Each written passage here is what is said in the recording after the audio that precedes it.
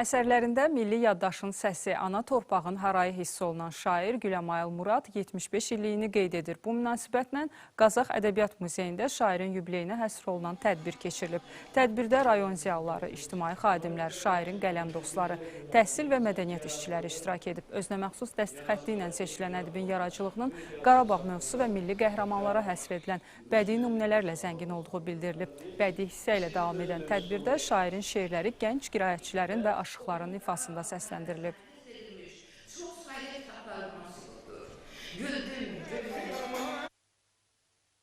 İstər Yaxçılar Birliyində keçirilən, istər burada keçirilən bu yaşımda mənim üçün bir hesabat tədbiri oldu, bir hesabat yubileyi oldu.